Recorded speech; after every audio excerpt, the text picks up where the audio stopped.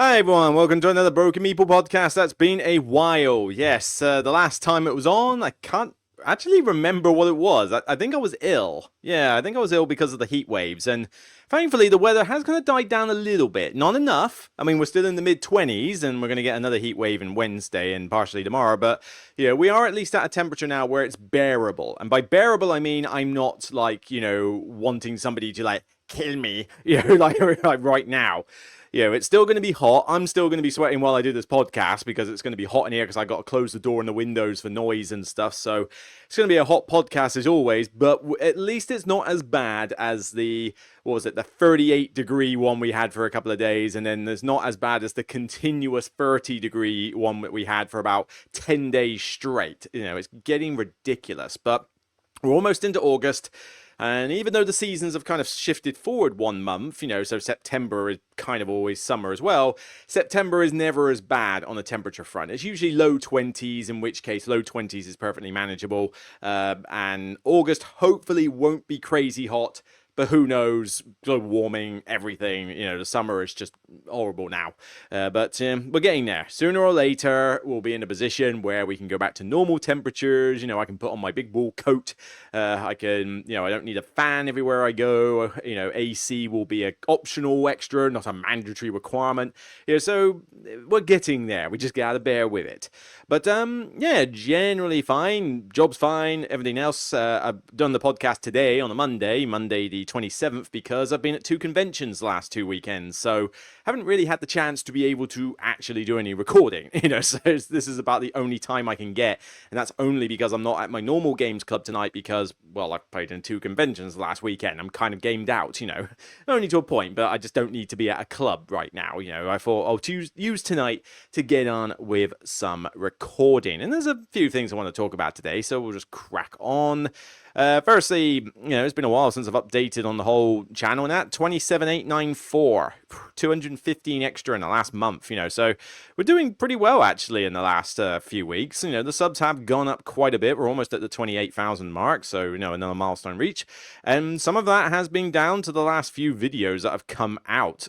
Oh, god blimey, I lost my friggin' mind doing this one. The top 10 more overrated games. So basically, I think this is the third, maybe fourth, I think it's the fourth time I've done a top 10 overrated games list, hence more. And I called it You Have Been Warned. All right, because I knew I was going to get flack from some people for it. But actually, surprisingly, despite somebody sharing it on Facebook, which I was not happy about really, because, I mean, I don't know, I like my content being shared on Facebook, and I do say do it, but that list is a dangerous one to put on Facebook because, we do have this problem in the hobby of toxic positivity. And so you get the people who know what you're like, you get the people who, respect what you say, regardless of whether they agree with you or not. And then you get the trolls who literally just want to take any excuse to fire their shotgun rounds at you. And believe me, there was a few on the YouTube comments, but not that many, actually. Most of them were on the Facebook post, and there's not a lot I can do about the Facebook post. I can't, delete them or anything. But, I was actually kind of surprised that 95% of everybody who was, on the, YouTube channel comments were actually pretty good. Whether you agreed or disagreed with the stuff I put in there, you were reasoned, you had your own counter arguments, you were polite about it, you were civil about it, and that's what I like to see. We don't have to like the same things, you don't have to agree with it. You can happily disagree with all 10 items on the list. Some of you did, but you can tell me what yours are, and I'll agree or disagree with those, but it's good to chat and discuss. And even though I lost my mind doing it, because I certainly went off on a bit of a mental breakdown with it, it was a fun video to do, and 21,850 odd views. So it was worth doing, worth doing despite the problems there. But yeah, the people who sort of go, oh, you're only doing it to get clicks and all that stuff, it's like, for crying out loud, you lot really do need to load some different ammunition in your gun, because frankly that is such an old tired argument, it's unreal. I mean, talking being critical of games and criticizing them, being negative and that doesn't help the channel, okay? It doesn't help it. People think that if you're negative about stuff, you're suddenly the most famous person ever. If that's the case, why do Rado, Dice Tower, and all them lot exist? All right? Because they're not hyper negative about games. Dice Tower's last 10 reviews are all 7 plus. You know, they're mostly 8.5 plus reviews, and we know what Rado's opinion is on games and stuff like that. They don't talk negatively about games, and they're some of the most loved people in the industry. So, no, talking negatively about games does not help you, become more popular or more, or get you along in this industry, especially with publishers, because publishers have to know what you're like. If they know that you are honest about games and you will talk good and bad about them, most of them are less likely to send you stuff. I have to personally request a lot of copies, regardless of whether they know what I'm like. But, there are people out there who, because they're really positive, will get sent stuff without even asking for it. And for me, I'm lucky if I get it in the first place. So it's not it's not like you're just doing it for this. No, sod off. It really is not. I'm doing it because I enjoy it. There is a difference. But then after that, we got free. And also, this argument of you don't like heavy games. Well, Revenant, World Order, and the World Order expansions and solo mode review are the other free videos. 5,000, 5,000, 2,000, so pretty good on the views there as well. My World Order opinion is decent, but it's hampered by some major issues, mainly to do with its length, because its length really doesn't justify the gameplay. But it's still a decent game overall, above average. And Revenant, I actually really enjoyed. I like Revenant. Revenant's on my shelf. I mean, hell, you want a bit more proof? Look, there's the Lacerda games that I keep talking about in most reviews, but I've been doing a bit of bring and buying lately in that. So if I turn the camera this way, you see Revenant, Tricarion Collector's Edition, and Hegemony, okay? That's like, free Mind Clash games there, in that shelf, and Hegemony. I do like heavy games, people, for crying out loud. That argument, usually if somebody says that argument, I just delete it, I just get out of my memory, because frankly, it's such a tired argument. It's literally staring them in the face what my games are like, and they still resort to the argument. I mean, cool. Well, actually, no, that would get too political. But, there's certainly examples of this you see in real life. And it's just, geez, how closed is your bubble that you have to think that argument still works? I don't know. But, well, it's just what I have to deal with. This is what you deal with as a content creator. So, or at least if you're a critiquing content creator, put it that way. But 5 videos there. And in terms of what's coming soon, we're looking at Neon Hope. I'm playing through that right now. I should be able to do a review of that very shortly. I'm almost done with it. I've done a review for Bunny Kingdom Home, Town, or whatever it's called, the 2-player only version. So that one I will put out later this week, maybe like Wednesday or something. I'll put that out because that is ready to go. But other than that, there isn't really any other content like review copy games wise for me to talk about. But I do want to do a video about some small games that I played at the Games Expo, which I think are better than the big games that are at the Expo. So I want to do a bit of a shout out on that. And of course, I should probably do another top 10 list. And given that I did the top 10 overrated games, it makes sense that perhaps I should do a top 10 underrated games. So that is the likely one that I will do. Let's go to a bit of positivity. Although somebody did give me a very good idea with a potential list. I need to see if it's viable or not, where basically the idea is that I take the 10 games that I put on my overrated games list and then do the 10 games you should play instead of those. So when I'm saying, look, this game is overrated, I don't think you should play this one, I then say which one I think you should, even if they're not necessarily the exact same game. That could work. I mean, for example, I don't enjoy Voidfall anywhere near as much as a lot of people. My go-to space game is Empires of the Void 2. That's the one that I play when I want a long space game that's got a little bit of Euroness to it, but mostly is about the theme of the space game and that. So without taking 8 hours to play or 3 hours to learn or anything. So there's examples like that.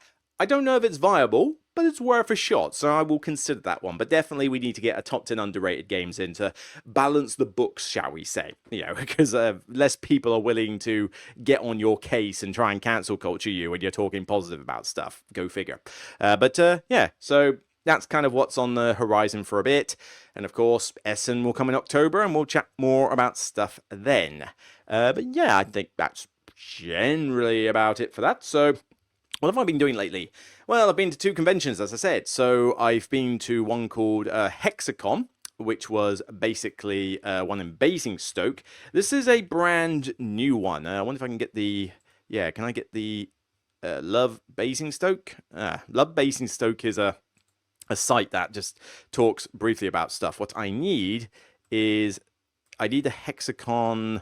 the problem is it's on Facebook. That's the slight issue there. But, okay, let me bring it up just briefly. There you go. I can bring up the Facebook post, I guess. Why not? But yeah, this one is in Basingstoke, in a Holiday Inn. It's the first time, I believe, yeah, brand new board game convention. And it wasn't expensive. It's local. It's only 45 minutes drive away from me. So I decided to go there on both days and see what was what. It's your typical, board game convention. So go there, play games. One person is selling games. Some events may happen. Get your food and drink there and that. And I wanted to see what was what. This one is obviously brand new. So there's definitely a case of, right, okay, this one is brand new. It's going to have some issues, but it will get on its feet. For the most part, it's fine. It does what it says on the tin. You go there and play games. Any faults to do with getting into games and that are kind of the same here as they are at other conventions. But a few things did crop up. Firstly, the venue itself. Good that there's air conditioning. Cool, blimey. I actually felt chilly at times. It was so nice to be in there. But the food and drink at that, well, the drink's all right. They do standard drinks and they do discount on things like coffee and that. So that's fine. But man, I have seen better food discarded from the back of shoddy takeaways in dumpsters. The food in that place is horrible.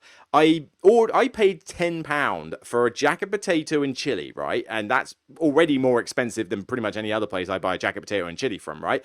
And I got it, and I swear it was looking up at me as if its mother had died. It might as well have had a frowny face and tears, because it was a sorry-ass small potato with a dollop of what must have been recycled microwave chili. Like really horrible stuff. Not proper chili, not so I would cook for a kickoff, but not even remotely good chili. I mean, this is like microwave crap chili. And it was there, and that was it. Not even a salad. No salad with it at all. Literally just that and a few beans shoved on top of it. Oh, not beans, chili. Spoonful of chili and a bit of potato. That was it for a tenner. The food sucks. They're next to an Asda Express. There's other stuff in Basingstoke. And after 7 o'clock, you can order in anyway. So why the hell would you buy from the site? So honestly, yeah, the food sucked. That was a waste of a tenner. But the site itself is fine. I mean, its main problem is numbers. There's only 3 rooms, and they said they sold out. I swear there wasn't more than 100 people at that convention on any day, and I thought they had something like 200 tickets sold. But I swear there was only about 100 people tops, and I think 25 of them consisted of, demoers, some playtesters who want people to try out their games, and the staff, the ones in the t-shirts. So probably only left about 75 people actually playing games, maybe 100 tops. And it was difficult to get into any games if you didn't come in your own clique group, more on that later, and play yourself. God help you if you were just trying to jump into a random game. I mean, I got lucky because I met a friend who was there and we got to play some Spirit Island, which was great. And also got very lucky that 2 men very kindly, said hi and introduced themselves to me, and we played a few games together. Great Western Trail New Zealand and a couple others and that, and I even saw them again at Manorcon. So, that was, perfect. But then on the Sunday, I tried to say, look, here's a few games that we could play, some heavy and light ones here. Who's interested? And everybody just came in their own little groups, and there was barely anyone there, and so I just went home. There was no point sitting around waiting to see if anybody else would come out of a game, and unfortunately, there was no slots available for me to jump in any way. Even if I wanted to jump into a game, people were playing stuff like Concordia and Container, and other boring stuff like that. So it's like... no. So I just basically went home and wrote off Sunday. It was a wasted trip going there in the morning, frankly. So, well, apart from the bring and buy, I did manage to sell Scythe. Yeah, Scythe is actually out of the collection now. I have sold my big legendary box of Scythe. The game is still fine. but I'm done with it. I've burnt out on it. It's no longer in my collection, which means that the only Stonemaier game left in my collection is Viticulture. Yeah, Viticulture is the only one left, and if I get burnt out on that one, that will go as well, you know, just like any other game. But yeah, oh no, sorry, Wingspan. Of course, I've got Wingspan. So Wingspan and Viticulture. So I had 3 games, now I've only got 2. Okay, so those are my 2 choice ones from Stonemaier. But yeah, Hexacon is fine, but you need to take your own food, be ready to order out in the evenings. Don't order the food there, you know, just order some alcohol or basic drinks there, that's fine.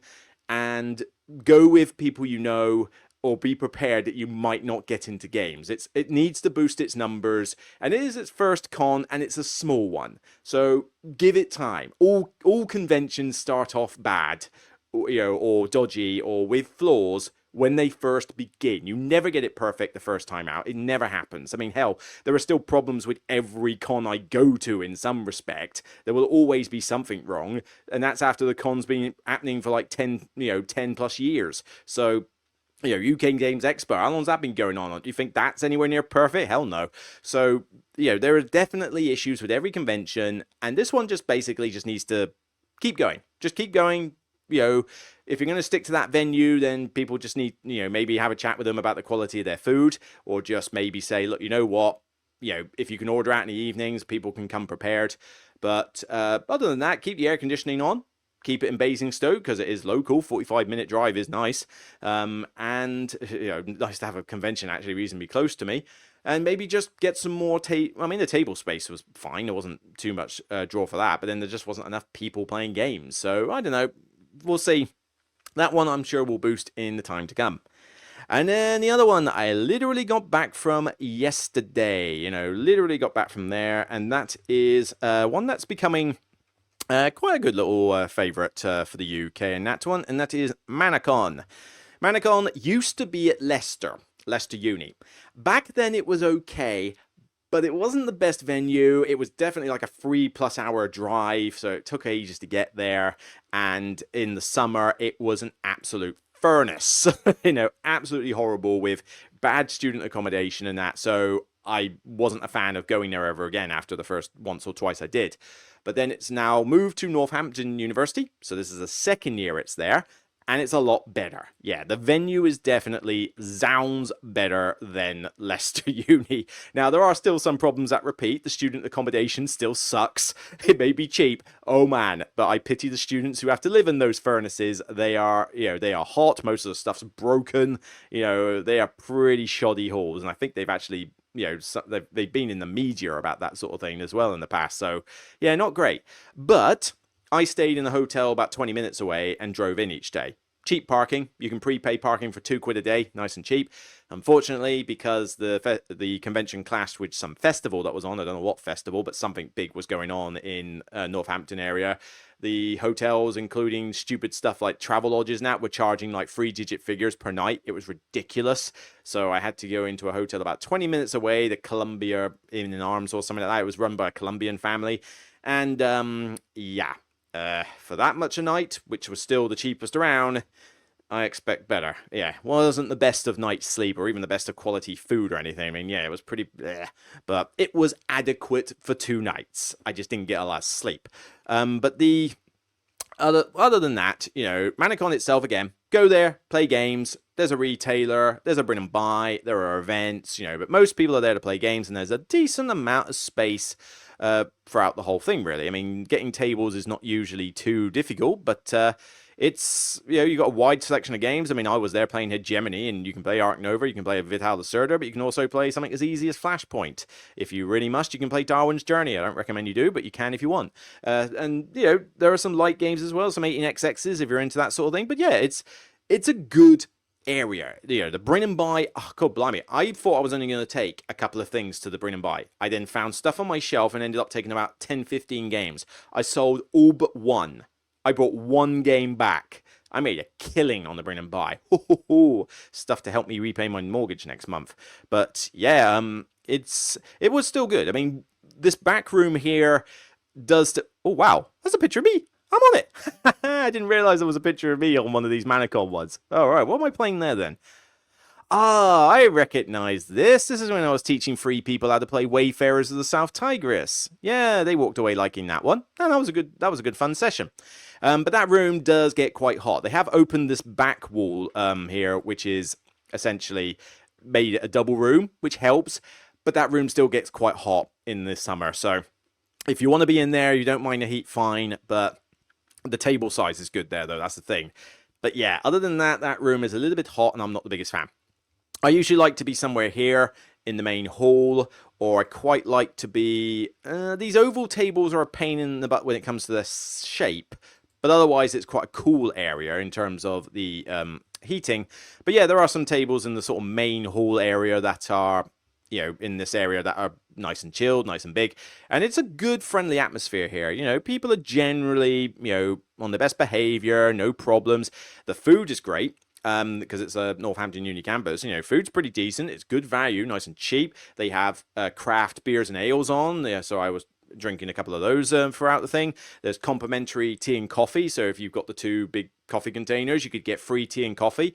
I didn't even know that was going to be a thing. But thank you for getting that arranged, because that is one of the best things I can ask for at a convention. Free tea and coffee. If I want a fancy cappuccino or something like that, then yeah, I'll go to the bar and order myself a fancy cappuccino. But if I just literally need a pick-me-up white coffee or black Americano or something, then I'd love to be able to just self-serve from a thing. I'm surprised there wasn't even like a courtesy box, like put a quid in the box and like help fund it, because that's what happens at GridCon. I would totally be down for that. If they think it's too expensive to do it, then yeah, fine. We'll chuck a quid in your honesty box or whatever, and we'll pay for every coffee by a quid. But maybe they just make enough money from everybody buying food and drink, because gamers get hungry and very thirsty, especially for alcohol. But yeah, it's a good venue. So other than the accommodation, Manorcon is pretty solid for its tables and that. Overall, played quite a few games there. I mean, was it Scholars of the South Tigris, a big game of Hegemony, which was a great laugh. I mean, that one went into some serious political nonsense with the policy tables. But yeah, playing as a state and manipulating everybody to my own end. Gotta love it. And walked away with a 115-point victory, I think, in that one. Yeah, so that was a pretty solid one.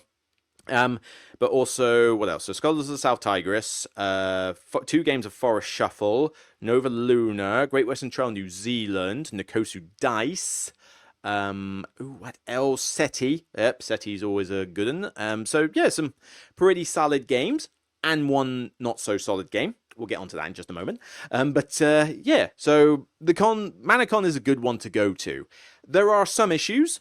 But honestly, again, I think the issues are more down to gamers and the hobby rather than the convention itself. And we're going to talk about that a bit later. But in terms of the setup and the organizing and the running of it, it's pretty solid. It covers pretty much most of the bases. It's got the tables. It's not too hot. Depends what room you're in, but they can only help the heat so much. The parking's cheap. It's not extortionate or anything like that. The free tea and coffee is fantastic. The food in that is reasonably priced in the bar because it's a university campus.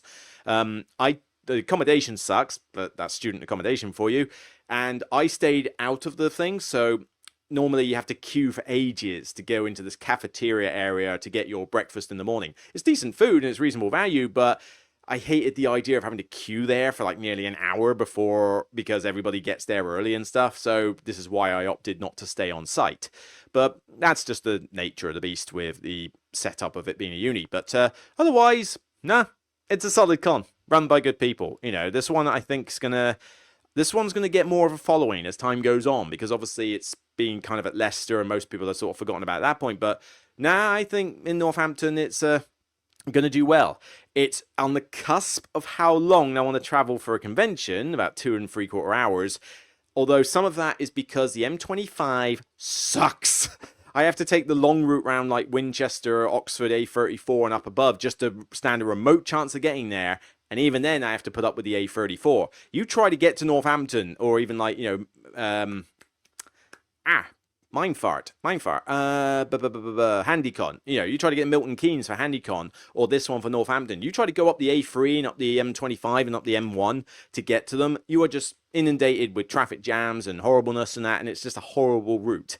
The route would take me about 2 hours. 2.25 absolute tops if it didn't have all those delays, you know. But no, you lose about 30 minutes of extra travel time at least just trying to get past all the traffic buildups. It's insane. But yeah, I mean, I enjoyed my time at Manorcon. It's a solid, you know, it's a solid one. Run by good people. So here we go. David, Rachel, Mark, Gary, Graham, Leanne, you know, and Dave. Yep, there's a lot of good people who work on this con. You know, I've played games with them. They're all good people. So yeah, I think this is going to do well. Okay, so keep it up, and you know. And I mentioned like food at the bar. There's even a Morrison's local thing, like literally on campus. You can go there for a meal deal for £4.50 or something and feed yourself there. It's just very convenient.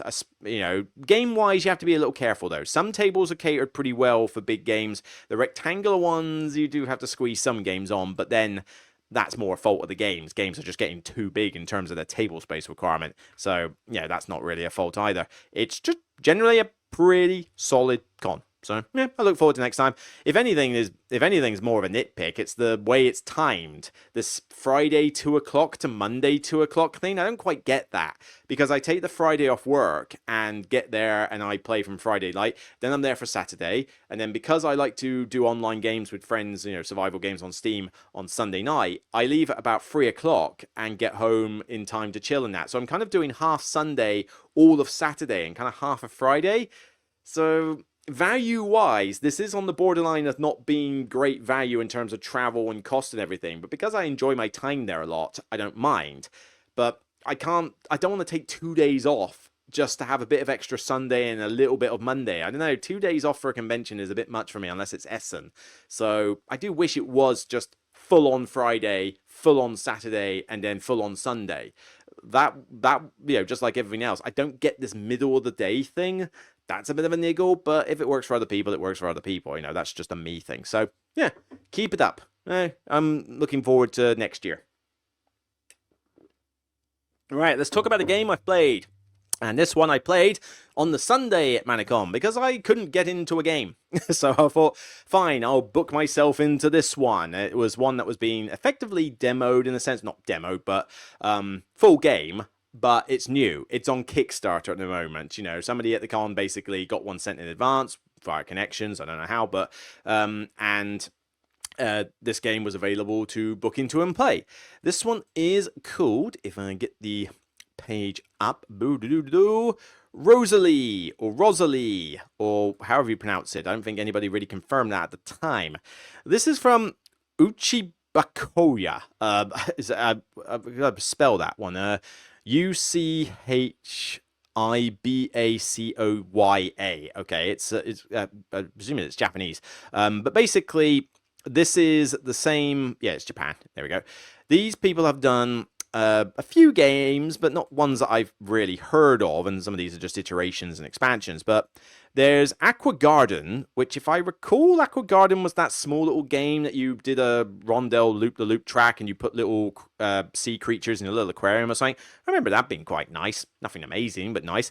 Ostia, didn't that just like sort of come and go? I've heard no one talk about this game, whether it was any good or not. You know, it literally defies all existence for me, and it's not much of a looker, so I mean, I'm not exactly that desperate to play it. But I mean, has anybody played Ostia and knows what it's like? By all means, put something in the comments and let us know. And they've done another game called Sweetlands, which some people have been raving about, saying, oh yeah, this Sweetlands is a really good one, and it's got a similar sort of cartoony anime style with that one. Can't say that's much of a looker either. It literally looks like Castles of Burgundy if you shoved a couple of extra boards on it or something. It's like, it does not look like a game I'm going to enjoy. But some people have talked highly about it. I mean, what do you even do in this game with all these bridge pieces that look really fiddly? Let's see. Delightful confections. Love for sweets. Oh, so Sweetland. All right, haha, I get it. Okay, so you are challenged to build the most magnificent city. Well, hang on a minute. So it's a city of sweets, but we're building a city. Okay, so forget the sweet thing. That's obviously just aesthetics. Heavyweight Euro game with over 200 cards, 14 unique characters, and 449 wooden tokens. Develop cities on their map board while advancing on their prosperity tracks. Tracks, okay, that's what Euro games love. 5 rounds, victory points as the winner. 2025 Golden Geek Heavy Game of the Year nominee. I mean, it could be good. I don't know. I don't know enough about it. Although, this thing here where it says 1 to 4 players, best at 2. We'll get onto that in a little bit with this next one. But okay, people were like confident about Sweetland, so naturally everybody is keen to see what is the case with Rosalie, which is basically same people, same kind of deal, same kind of artwork, really. You know, the same, possibly even the same designer, but it's this cartoony artwork, and you look at it and it's like, oh, you're growing flowers, and that's cute. It's a little cute farming game with little robot caretakers, and that it's going to be lovely. It's going to be something like the Wild Gardens game that I've got. Oh, hell friggin' no, it is not like that. Jesus. Okay, I knew what this game was like before I went into it. Okay, so I don't use the excuse of, oh, you expected this and you got this. All right, I was warned what type of game this was, but I wanted to try something new. I'll try everything once, okay? But do not be misled thinking that you look at this game and it's going to be a charming little farming game. It is everything but. This is a heavyweight Euro game. It is 1 to 4 players, 120 to 180 if you are friggin' lucky. I mean, put it this way. We started this game at 9 o'clock, right? The teach started at 9 o'clock. The next time this game was due to be played was 2 o'clock, right? And obviously the person wanted a break in between and that. But basically, that's a 5-hour window, okay? 5-hour window. We had to rush the last few rounds because we were concerned we weren't going to get the game finished in time. In a 5-hour window. What the frig? Yeah, this is long. I think the game in total took about 4 hours, 4 and a bit hours to finish, inclusive of the teach. Okay, a bit long for what it is, but what the hell is this game? So, you are aspiring rose breeders competing to build the most magnificent rose garden and earn renown as the finest nursery grower in town. Again, that sounds like a really light, fluffy theme. Here's the problem. So you begin with a small plot of land and a dream, whatever. You plant roses, crossbreed new varieties, cultivate soil, and adorn their gardens with fountains and windmills. That is way more thematic than the game actually is, okay, right?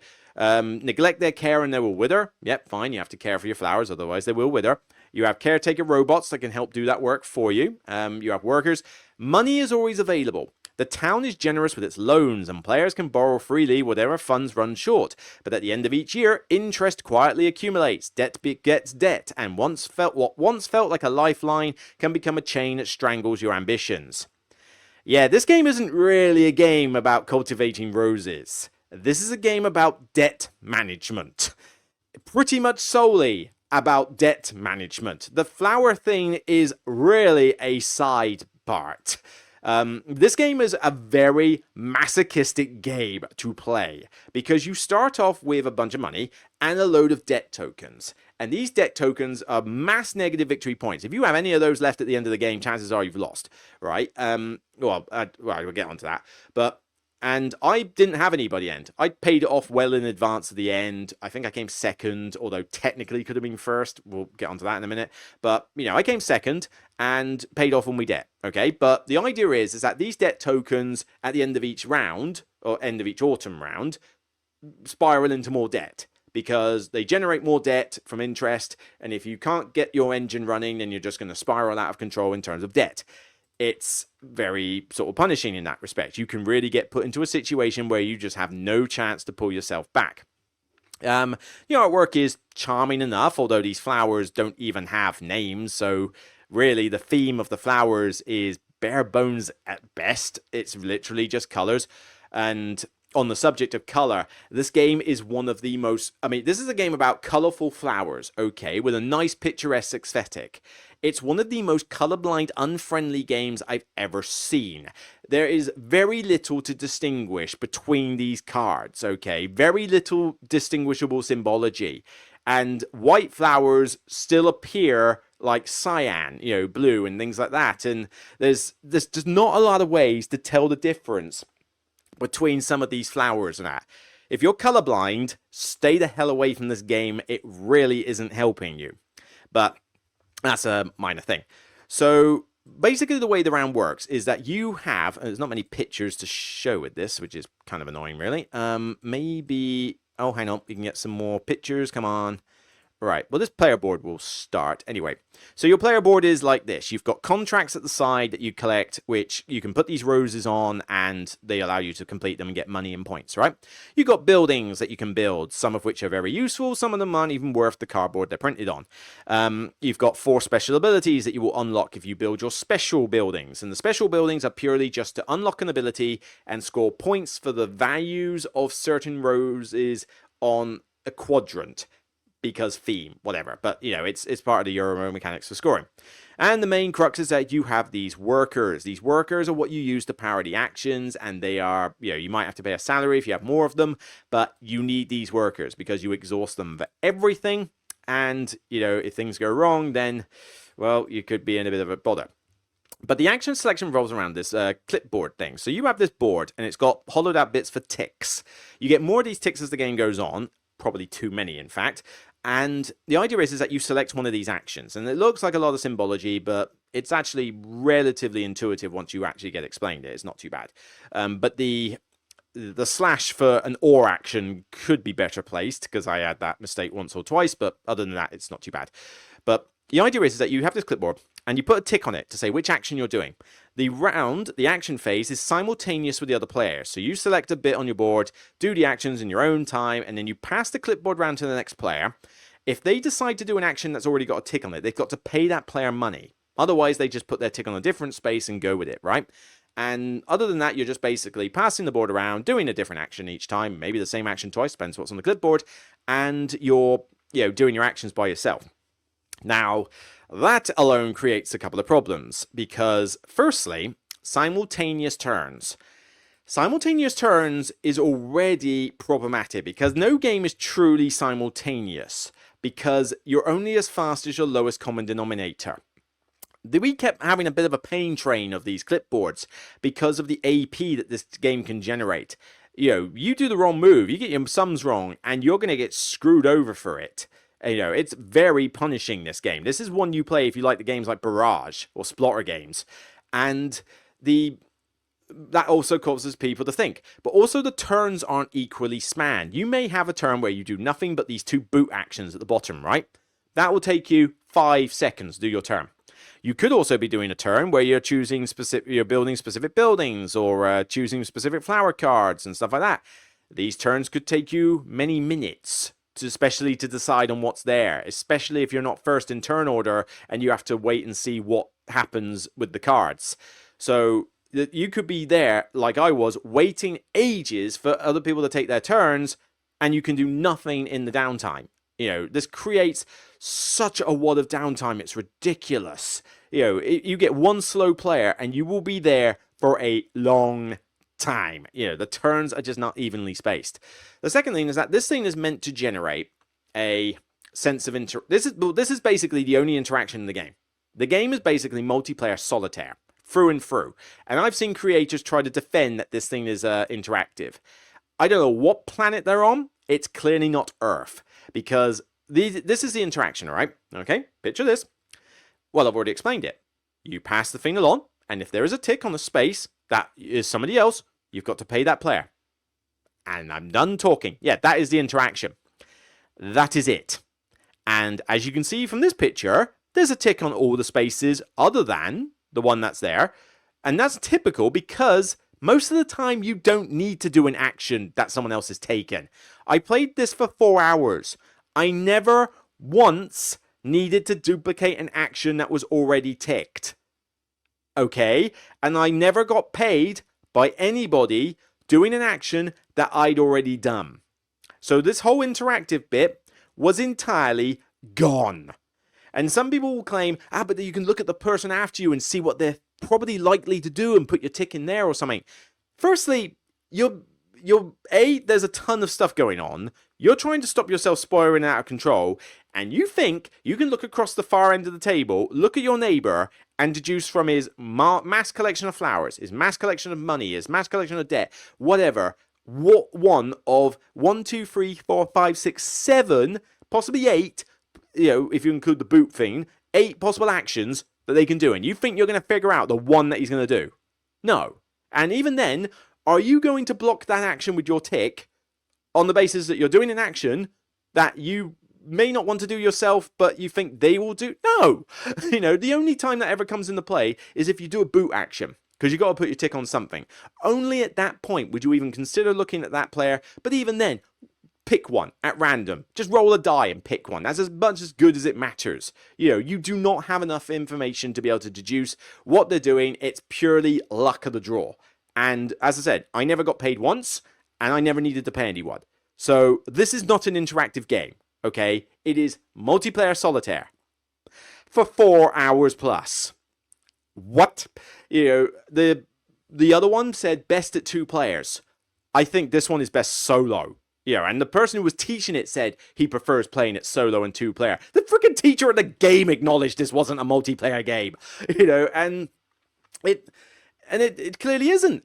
I did not, apart from the fact that they were good people and good company, I did not care that they were at the table, right? I didn't care that they were in the game. I wasn't interested in what the person to my right was doing, what the person directly opposite of me was doing, and the person to the left of me was doing his own thing, had his own debt problems. I didn't really care what he was picking for an action. I had my own problems to deal with, okay? So at what point did I need the game to be 4 hours with 4 players? This is a solo puzzle, and I can see this working as a solo puzzle. You don't bother with this whole clipboard thing. You just choose the actions and you just try to puzzle out, how am I going to do my flowers this round? How am I going to get enough money so I can pay off some debt and not, get loads more interest in that? You could do it. I could see this working as a solo game. I'm not going to play it because I'm done with this. I hated this. I certainly heavily disliked it. Hated maybe a strong word. I don't know. But cool blimey. I tell you, when I play Hegemony, 4 hours that game took. I didn't even check my phone once. I was engaged the whole way through and I even forgot 4 hours had passed. Here, we got to about round 3. You start getting more ticks and you're doing more actions each time. And I'm already thinking, oh my god, this is already rinse repeating itself.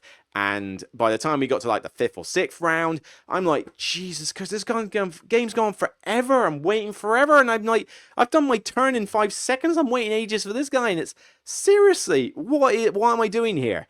And my whole sanity just drained as I was playing this, to the point where I got to the 5th, 6th, 7th round. I couldn't have cared less what I was doing, and I still somehow came second.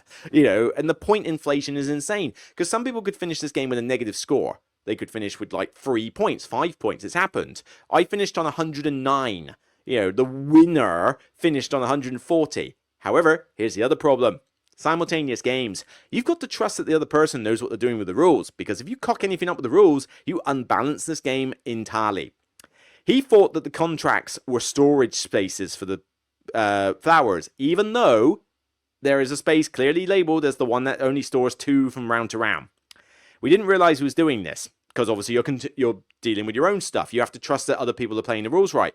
But his score of 140 odd might as well be void, because I have no idea how much extras. I was thinking, how the hell are you getting all these super flowers and stuff like that and still managing to care for them and that? And it's like, as soon as that penny dropped, I'm like, there you go. The exact reason just revealed itself, because that is a massive advantage, storing bucket loads of flowers between rounds. But, and that can happen. And if it does happen, there's nothing you can do about it. You can't rewind. You can't backtrack. It's impossible to get yourself out of that situation.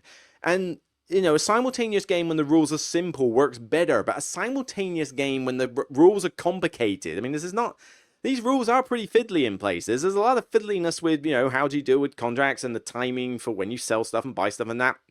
It's not a smooth, elegant game. And you're trusting that people will get the rules right when you're teaching new players. It's not going to happen. It's just not going to happen. So mistakes are going to get made. I made 1 or 2 mistakes at once. Luckily, I noticed them quick and I was able to backtrack. But, poor blimey, it was a bit touch and go. There's just a lot of problems with this one. And people are going to run into this thinking, oh, it's a nice heavy game. It's going to be like a viticulture with flowers. And it really is not. This is designed to depress you. This game doesn't give you little bonuses every now and again to make you feel good. It basically makes you go, right, I've done a bit with flowers. I've built some buildings. This seems pretty good. Right, have some debt. Now you have no money. Oh, and now you get some more debt because you were lowest on this objective. And it's like, well, I wanted to get more American, more British flag flowers. Where were they? Oh, barely any came out of the deck and someone else nicked them. Yeah, there are objectives that can get you into more debt, and or lose victory points at the end of the game. I actually lost 8 points at the end of the game because I didn't care about the last objective, and I still came second. But the weird thing with this is that, you know, these objectives are based on cards that come out of a random deck. So it's random RNG if the cards turn up in the first place. And depending on when you are able to actually get more cards, and whether you are up on this boot track, which is in a way really important and in a way not. If you're low on the track, it's pointless. Who cares? If you're high up on the track, the bonuses are obscenely good and you're first in line for when your actions clash. But, you know, British ones, there was barely like 5 of them in the whole game. And, you know, one came out and somebody would nick it instantly.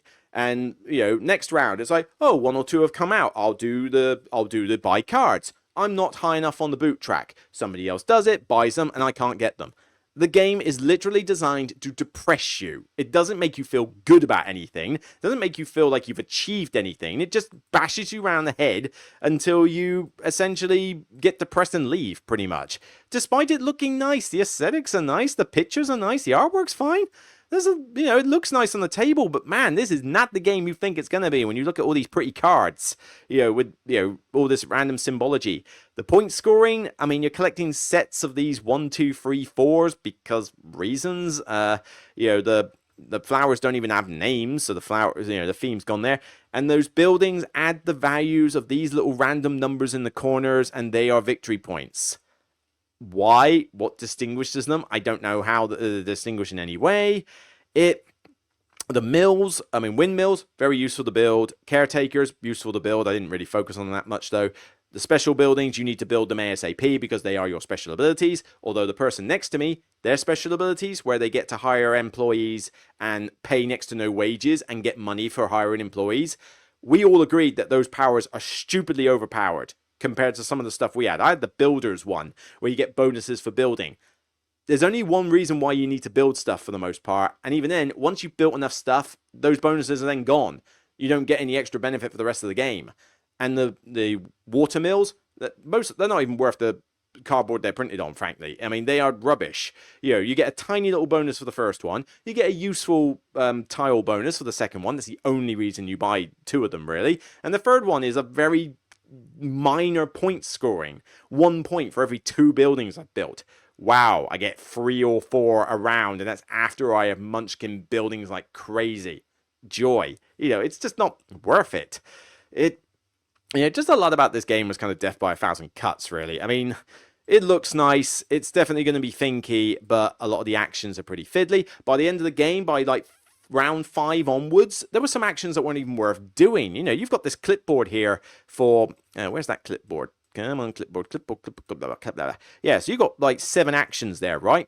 I don't think I ever did the bottom action once. I even forgot what it did. You've got hire workers, you've got buy fields, you've got buy contracts, you've got buy extra workers, you've got buy buildings, buy caretakers, buy cards, right? By the time you get to about round 5 onwards, some of those actions aren't even worth doing.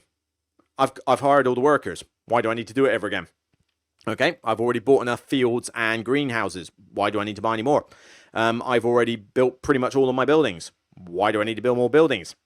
It got to a point where literally there was only about 2 or 3 actions on that clipboard worth doing for me at any point. Most of the time I was like, well, do I need to do these 2 or 3 actions? No, well then I'm just spending most of my round just doing boot bonuses. And while my turn then takes 2 seconds, I'm waiting ages for these other people to take their turns. It's just... it's crazy. I mean, this is the only game I've played, actually, excluding Aquagarden, this is the only main game I have played from this designer publisher. If this is what Sweetlands is like, then count me out, because I really did not like this. I hear that Sweetlands is kind of the opposite, where you get rewarded a lot more for doing stuff, so maybe Sweetlands could be really good. But this one is punishing, it is long, way too long, it is fiddly, it is, janky with the timing of the rounds. Its pacing is all over the shop. It is easily at least probably 2 rounds too long because you get extra ticks as the game goes on, so you get more actions each round.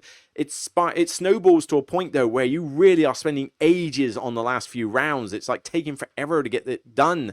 This game really needs to be cut to a much shorter length. It's not justifying its 3 to 4 hour length. And really, the only thing that had it going for me was the aesthetics. By the time it got to halfway through this game, I was done. By the time it got to the last bit of this game, I was just willing to, like, kill me.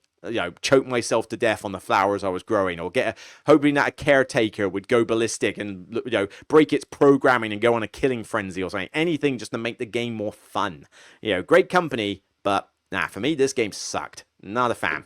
But I'm sure it's going to have its mega fans, and the Kickstarter is going to do fine, I'm sure. But nah, no more. Not interested in this one.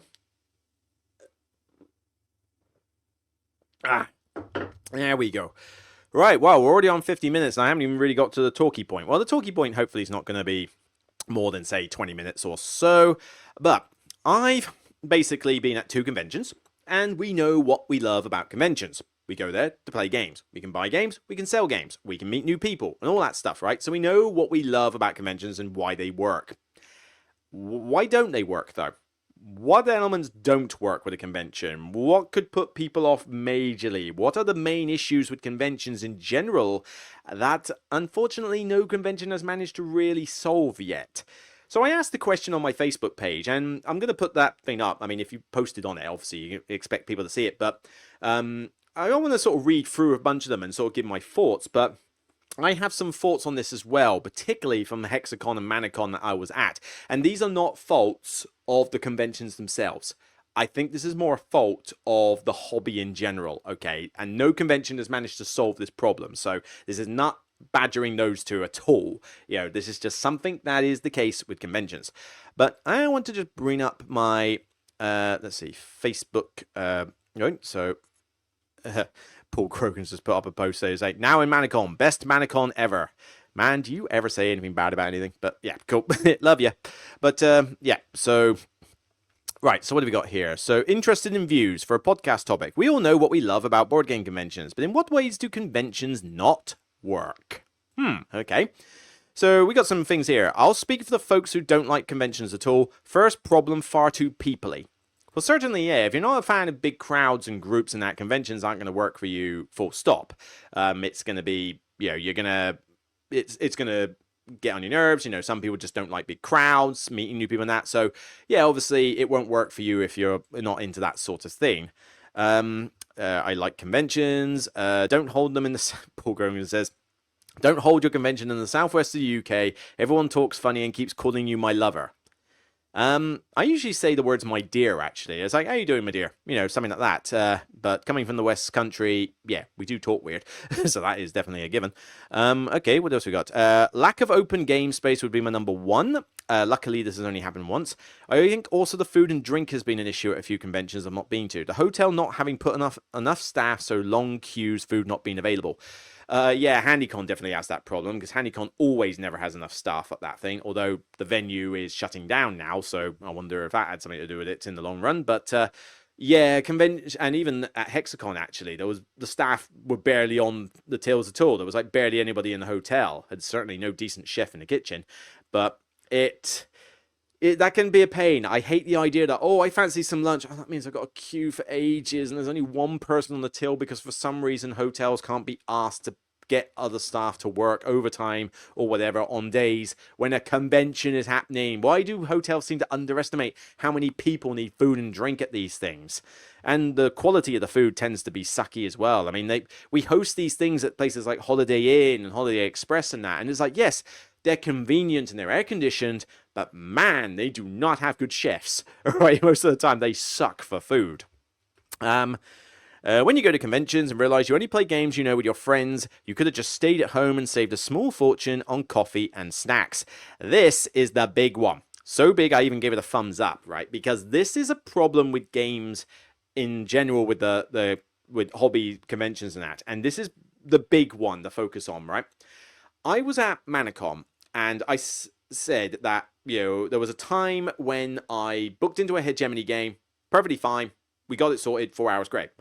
I usually go to a convention and wing it. I don't like to pre-book everything I do. You're stuck on a timetable, things overrun, and you just get stressed out trying to keep up, right? So I prefer to meet new people. here's a game. Are you interested in playing it? Is it something that's been on your wish list? Then I will teach it to you and we'll meet and chat and have fun, right? The problem is, that's not the way conventions are going at the moment because of how gamers are developing. Because, you know, I set up a game of Scholars of the South Tigris on the Saturday morning. And it was all set up, looks pretty with the expansion. I mean, let's face it, the Scholars look bad on the table when you take a look at it. It's really nice. And I put up 9:30, plenty of time for people to have their breakfast and get there and all that. And barely anybody, pretty much nobody, right, even was anywhere near the table. Because everybody had already set up games advance on Aftergame. We'll get to that in a minute. And or been come to the convention in their own groups and therefore weren't willing to mingle with other people. I was lucky as hell to get one person at the very last minute before I was just ready to pack up and go. And we had a very nice 2-player game of Scholars of the South Tigers. It was great. We finished with a point each difference, like point difference. I won by a point. It was a great game. Okay, great company, great lady. All right. But that was literally luck of the draw at the last minute. Other than that, I pretty much had no chance to get anybody remotely interested in playing because everybody else has either pre-booked on Aftergame or has come in their own group.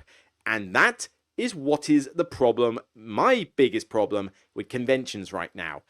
The hobby has become very elitist and very cliquey because, I mean, this was one of the reasons I actually stopped going to the Portsmouth on Board Club. You know, the Portsmouth on Board Club is one of the most cliquey experiences I've ever seen. And even the Southampton one's starting to get to that level in some respect. But yeah, that Portsmouth one got really cliquey. You know, people played with each other in the same groups all the time. And if you weren't in those groups, and if you weren't on Facebook Messenger to get into those games, you didn't ever play with them. Right? So you were basically stuck on, might as well call it the remedial table, where you're there playing Sushi Go with, you know, people who have never seen a game before or something. You know, you had to be part of their friendship groups. And conventions are getting like that as well. People arrive in friendship groups. Some people do say, and I've had this on some of the posts, in fact, actually, the next comment here will illustrate the counter argument to what I'm saying here, which is a fairer play. I had an incredible time at Hexacon Basingstoke. Me and 7 other friends all turned up, sat at one table all day with our own games and had an incredible time. Sometimes it's not possible to meet like that when you have family commitments, so it's nice to spend quality time with good friends. Contributing to a charity, blah, blah, blah, da, da, da.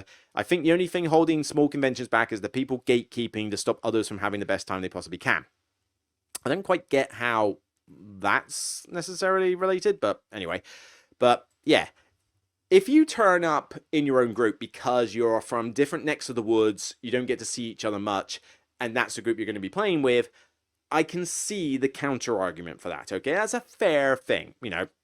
I'm near Portsmouth, somebody else is in London, somebody else is in Bristol, we meet in Birmingham or whatever, or Oxford, and we play games together at this convention most of the time. I can see that happening. There are people, though, who literally just turn up and they play games with each other on a Friday night in a local town. I mean, hell, 2 of my friends are there and we play, you know, on a Friday night. So I play games with them every now and again. But I tend to prefer to sort of mingle with lots of other people as well to be people I don't get to see very often or never met before in my life. But a lot of people, I know people who come to those conventions, and I know, because some of them come from my neck of the woods, that they already play games with each other at the clubs. And they go to the convention to play games with each other. Why the freaking hell do you do that? Sorry, cool, I need a drink. I mean, if you're going to do that, why don't you just play at each other's house? Get snacks, you'd save a bucket load on drinking that, but why do you go to a convention to play with the same people you already play with every week? It doesn't make any sense. And yes, I do that. There are some friends I do that with, but I play 1 game with them. 2 games max. Not the entire weekend. You know, that's not how it works. But, you know, this problem is exasperated also by the use of Aftergame. Aftergame is an app that is now taken off, which is basically a pre-booking system for conventions. So the idea is that you can go on there for an event and you can put a game in. You can put in the game, it'll say what time length it is. You can put in the start time, duration, how many players, who can teach, whatever. And it's a useful app for pre-booking big event games. I use it to book hegemony games, okay? Because you kind of need to. So the app is useful, and I have used it. I do use it for some stuff, but it's taking over a bit too damn much. You know, some conventions use it more than others. HandyCon barely uses it. Hexacon pretty much barely uses it at all, right? Manorcon is about 50-50. I think a good chunk of people use it and a reasonable chunk don't either. GridCon, pretty much 90% of the people who go to GridCon use Aftergame, all right? So it definitely fluctuates between conventions. But the problem is that people are now in this thing where they want to pre-book games like miles in advance. And for some, I mean, GridCon in particular, but people will book their games like 6-7 months in advance. Where we were like in March, April, tickets going on sale for GridCon, and already people are pre-booking what games they want to play that much down the line. I mean, for freaking crying out loud, can we see what games will be released this year first? Can we get through Gen Con and Essen before we think about what games we want to play at a convention? There's other things that you might want to do. But pre-booking 8 months down the line? Seriously? Can we not just wait and see? I don't get that. And I don't tend to pre-book all my games. I don't want to be stressed out thinking, oh, this game was meant to only take 3 hours and it's taking 3.5. I'm not going to get any food before I have to set up the next game. It's stressful. And that's not what you want for a game convention. But the reliance on it, coupled with the fact that people are getting very cliquey in hobbies, is killing it. Well, it's not killing. Okay, that's a strong word. It's negatively impacting conventions. This is the big one why they can't work sometimes, because you go there, if you're somebody who doesn't use technology, doesn't use the apps, doesn't know a ton of games, just wants to meet new people, you're fairly newish to the hobby, you want to meet other gamers, you want to have a good time, and you just go there hoping that you can just jump into a game. Good friggin' luck, because you're going to have a hard time doing so. And at Manorcon, it's hard to do that. At GridCon, it's not impossible to do that. HandyCon, it's doable, and even then. And you see the signs everywhere for looking for game, right? And somebody actually has a comment on this as well, actually. Let me load it up. Where is it? Oops, somebody responded to my name. Yeah, all sounds good until everyone is doing that and the convention gets very cliquey. I guess in that point, it's on the organizers to make sure there's enough else on to create reasons for groups to merge. That's a very difficult thing for the organizers to be able to do, honestly. I understand on Sunday there was blood on the clock tower. I'd argue you could make a few sessions a day with sign-ups, and that's a great way to make groups mingle. It doesn't have to be blood on the clock tower, but any big social game will do. Unfortunately, blood on the clock tower is hot garbage. But still a fair point raised. Yeah, I mean, blood on the clock tower is garbage. I'm not using that as an excuse. Okay, what have we got? Expensive dice. Where's the bit I was trying to find? Yeah, here we go. I've been advocating strongly for invite me to your game signs. They're always looking for player signs, but that is so different. It's hard to go solo and insert yourself into groups. And there's a little discussion about what the difference between looking for players and looking for games, or invite me to your game signs. And I can see what the difference is. He says, if I'm looking for a game, a lot of that burden of being the teacher is taken away. Not everyone uses the looking for players sign. Yeah, you think? I'm like one of the only people that uses them. If they're 2 to 3 players, but the game will play more, I'm usually in that boat. I go with 1 to 2 people. We have enough to play a game. We aren't actively looking for players, but we would happily invite you in. If I am looking for players, I am willing to choose, learn, and teach a game to new people. So, I mean, I can see the... Oh, God, blimey, there's a lot of comments here. I can't read all of these, but we'll get to some maybe a bit later. Oh, I didn't have the screen on. Whatever. It is a problem. I mean, I put up a game, put up a looking for players sign, and you'll be lucky if you get anybody looking for the game. And I actually quite like the idea of I'm looking for game sign. You could wear it. You can say, invite me to your game, right? I'm looking for stuff. I've traveled alone. I'm willing to play games. The problem is, cliques have already traveled and filled up all their slots. People have used Aftergame, which means all their slots are filled. Pretty much nobody is there with a game, just putting it on a table and seeing who bites. And if you just set up a few games with a looking for players sign, that never works. You know, people just think you haven't set anything up yet. And it's like, no, it's just I'm giving you a choice of games that you fancy playing. And it's just the way it's going, you know. Clique groups and gamers being quite elitist. are getting in the way of conventions. You know, they're going to just be pre-planned events where everybody has already set in stone what they're going to do miles in advance, and anybody new to the hobby or new to the conventions is just going to go there and get put off. Because imagine if you went there, I mean, if I went there not knowing what conventions were like, and I set up my Scholars of the South Tigers game, hoping that I would get new people and I'd be able to meet new people, right? And then for ages, hours, I'm sat there and nobody wants to buy at all. How depressed do you think that would make you feel at a convention? And would you bother going back to that convention again? Would it not just put you off the hobby at that point? It's not a good feeling. And it is something that is hurting, you know, conventions in general. And I think that's the biggest reason that conventions sometimes don't work. What else we got? Create some sort of sound barriers in large gaming halls. Yeah, I mean, noise is a big problem, much like the Meeple one. A bad explanation can kill the game, and I've demonstrated at cons with only being given the rule set the day before and a quick overview with the designer before opening doors. Yeah, sadly, this is the way. I mean, as much as we do rag on demoers not being good at conventions, a lot of it is down to the publishers and designers being very callous with the way that they deal teaching. You know, I mean, if you are demoing at a stand, you send them the game in advance and you get them to learn it before the convention. If they then turn up at the convention not knowing how to play the game, that's on them. But if you expect somebody to learn your heavy game literally the night before and be able to teach it to other players, that is on you as a publisher and designer, and shame on you for your goddamn cheapskate laziness, alright? Because that is a horrible way to do it, and I know when you've done it, because I come across the demoers who clearly don't know what they're talking about because you haven't given them enough time to learn the frigging game. Side rant there. Am I still looking at the comments, or have I gone, damn it, I forgot to put the thing up. Come on. Put the screen up. Come on. Come on, screen. Come on. There we go. So, yeah, bad explanation can kill the game. I've demonstrated at cons with only being given the rule set the day before. Sound barriers. Here we go. Drink's running out. I'm going to have to set this up in a minute. The dilemma of seeing a rare game you really want on the store and risk either getting it in case it sells out. I mean, I'm not really talking about trade fairs, so that's not really what I'm getting at. I wish it was possible to digitally post, I've set up blah blah at table 33 looking for 3 more players. I hate playing the game of, are you looking for players? Is there an empty seat? After game helps with this massively. Yeah, the problem with that, Paul, the problem is that when everyone uses after game, the whole convention basically becomes a case of, did you use the app?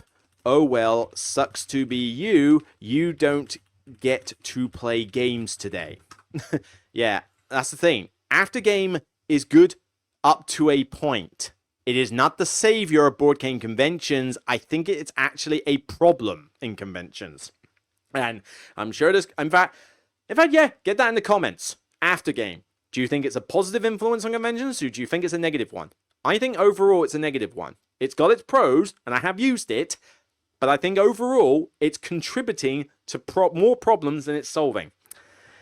I've only been to PAX U and Philly and BG, both different and great experiences, but both can be a bit flat if you're solo. Some form of new friends buddy system would be good. That would be pretty good, actually. A kind of buddy system to meet new people. Yeah, I mean, you could, not quite like online dating or something, but yeah, you could do that as a kind of solo mingle. That wouldn't be bad, actually, yeah. Yeah, cruises do that with certain groups and that. Yeah, you could have a solo gamers section. Not for solo games, but like some games set up on tables, maybe even with some teachers who are basically saying, have you come to the convention by yourself or with nobody else? Come and play games. Maybe I could do that. Maybe I could offer to do that at a convention. You know, literally say, I'm not planning anything. I'm literally going to set up a bunch of games. And if you have traveled to the convention solo, or just the 2 of you or something, you can come to me and some other tables by other people and play games. That might not be bad. Not be a bad idea. Food for thought. We'll see. Okay. Demo areas, 85% of the time, take up valuable table space, just sit there unplayed, while attendees sardine into tables to make it work. I mean, I'm not sure if this is exactly the point he's making, but yeah. I've seen this at conventions, Manorcon, and GridCon, and HandyCon, and Hexacon, and AirCon, when I used to go that, I don't go that anymore, and BayCon, alright, and Shape Battle and Roll, and all these ones. I'm just going to say this now to you chaps, right? I'm going to say this now. I'm going to get the camera nice and close, right? If you are the sort of people who leave your games on a table for hours on end just to hog the table and stop anybody else playing on it, and you essentially don't return to the table for the hours on end, effectively doing the whole towel thing with deck chairs and on swimming pools and hotels, if you're doing that to gaming tables, then shame on you. For God's sake, I hate that. I hate it. I've seen it, and I saw tables like there where I'm like, that game is, there's nobody on that table. There's just a few game boxes there, a few bags around it, and for 2 hours straight, nobody's gone back to that table because they've gone off somewhere, maybe for a meal or doing something else, or maybe co-op in some other game. But they've reserved it. Stop this. I hate this reserving BS behavior at conventions. Shame on you if you do it. If you are done with the table and you're not playing something next, then get off the friggin' table and let someone else use it. Honestly, it is selfish and irresponsible. Not enough tables to sit, not enough tables for free play. I've been to various American conventions. The only place I found enough seating was Dice Tower West. I think almost every convention has some type of app to list looking for players, etc. can be used, but places to rest or a table to free play is very hard to find. Yeah, that is true. There isn't really just any tables to mingle per se, you know, no social areas. And cost. A 2-day ticket for Gen Con is over $100. Holy crap. And I'm not guaranteed to meet that dude from the Broken Meeple Screw that. Oh yeah, this was the joke one he did, yeah. Thanks. But, yeah, got $100 for... Is that how much Gen Con is? Christ. Although saying that, I did come to the idea of going to one of the Dice Tower conventions, and that cost an arm and a leg just to stay at the hotel they were at, let alone the ticket price and that. Yeah, American conventions are bloody expensive. But, yeah. Okay, so... Cost is another thing. Conventions are costly to go to. You've got to spend a couple $100 staying over at wherever it is you're going to be, unless you find a really cheap place. And then you've got to put up with the fact that you're in a really cheap place that's probably crap. Then you've got the cost of feeding yourself. And then you've got the cost of drinks. You've got the cost of, fuel to get there. I mean, it's a full tank of fuel for me to go to Northampton and back. There's £50 plus or whatever already gone. So, yeah, I mean, they are costly. So, cost is a big factor. A lack of social space, where you can just free play in that. Manorcon's pretty good for that, though, because you can hang around in the bar and just do that. So, if you want a free play type thing in UK, Manorcon's very good for that. But what else was mentioned? The lack of ability for singles and pairs or whatever to get into games with other people. In my view, the whole after game thing and the fact that everybody's very cliquey and stays in their own groups, I think is a negative. The reserving of tables is a bugbear, and that's one thing that's annoying, but it's not killing the hobby, but it's still annoying. What else? Trying to think. Damn it, I need to look at that list again. There was a few. Too peoply, too noisy, too big groups, those are problems. Lack of open gaming space in general, having to squeeze in on the tables and stuff. But yeah, for me, I think it's more the clique groups and after game and, the fact that it's very difficult to win it at a convention. That hurts. Conventions should be a way for people to meet up with other gamers and play lots of cool games, not a way to basically go there and play with the same friends you play with all the time. It's going to put off people. I think the hobby is, for a hobby that is meant to be about, let's be inclusive and let's get new people in and stuff like that, it doesn't half do a pretty damn good job of excluding a lot and, being very elitist. It's a problem that there is. I don't know when it's ever going to solve. It's just something that I've noticed that conventions, I enjoy going to conventions, but I think over the years they have gotten worse to go to, A, because of cost, but B, because it's impossible to go to them and just win it anymore. You just can't. It doesn't work. Maybe that whole solo and pair space might not be a bad idea. I might suggest that to the people at Manorcon or other conventions. I think that would be a pretty good thing, where you just basically say, look, here's 3 or 4 of us, we've got some tables, and we are literally just going to free play random stuff, you probably have to keep the games light to medium weight. You know, you wouldn't want them to be major stuff, but you do it and basically say, look, here we're guaranteed to have slots. You just turn up and play. That could be good. I might suggest the idea. I think that's a pretty good suggestion there. So who actually suggested that? Come on, I need to find that thing because I think you deserve a shout out there. We've done the buddy system. That was all right. Looking for place. Free play. Yeah, not enough tables for free play. Teresa Ackers Hell. I'm not sure how to pronounce your name. Sorry, I butchered that. So is it Teresa? But yeah, I think you're the one who kind of sort of suggested it. So, you know, fair play to you there. But yeah, this was an interesting little section to read when I put out the view. So, yeah, by all means, I'm going to end it there because my throat is drying up and I'm getting really hot. But yeah, let me know your thoughts in the comments. I think this is a pretty good discussion point. Do you think conventions are getting better each year? Do you think they're getting worse each year? And of the things that can go wrong with conventions, or the things that are not like little niche things that can go wrong. No, sorry, not like this one-off thing happened at this convention which was bad. No, I mean general things that you notice at conventions that's possibly hurting them as a whole. Not necessarily one specific convention, just as a whole. What things are you noticing with gamers, with the after game, with, you know, the style, the vibe, the atmosphere? What is it you're noticing that is hurting them and needs to be fixed, or needs to have a radical change in the attitudes of gamers or something? You know, it'd be interesting to know. So anyway, I'm going to sign off there. So thank you for listening. Enjoy the rest of your hot days in Britain and anywhere else you are. Hopefully you're listening to this somewhere that's nice and cold, like top of Norway. That'd be nice. But yeah, by all means, check out those videos I mentioned if you want to hear some rants and raves, and I'll see you on the next Broken Meeple video. So take care and have a good time. Bye for now.